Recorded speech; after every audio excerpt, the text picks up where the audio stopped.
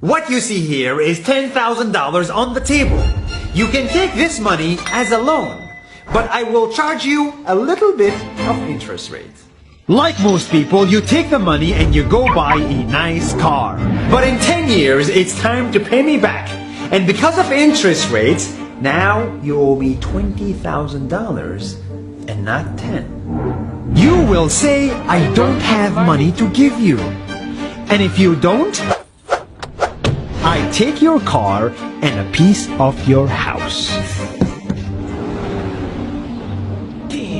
This is how debt works. And after 3 years of traveling the world, I noticed that this is exactly what China is doing. For example, take the small island nation of Sri Lanka. This developing country needs money and China has a lot of it. So Sri Lanka took billions of dollars in Chinese loans. It was easy money just there to be taken. And with that, they built skyscrapers, highways, airports, and shipping ports. The country grew and prospered. But few years later, this easy money came with interest rates, and Sri Lanka was so much in debt that it couldn't pay back China its money. And the only way out was to give China control of what they had built.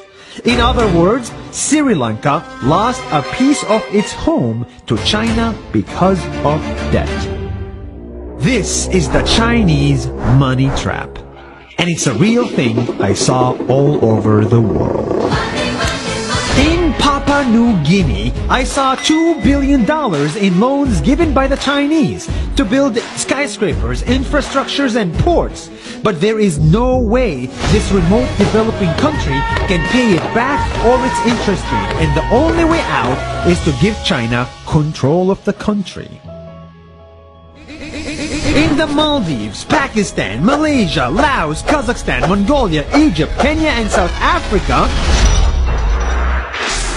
the same thing is happening, and many countries are struggling to pay back Chinese loans. If you look closely, all these infrastructure projects like highways, ports, and bridges connect to China through the sea or through the land to form something far bigger, far more powerful than just a bridge, a new Silk Road. The world is already made by China, and I think slowly it will be owned by China.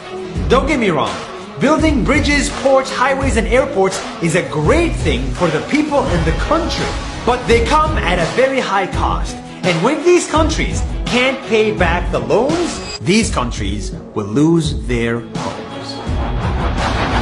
One thing my parents had taught me is that there's no such thing as a free lunch or a free ride. So if we're not careful with our money or other people's money, then we better start learning Chinese.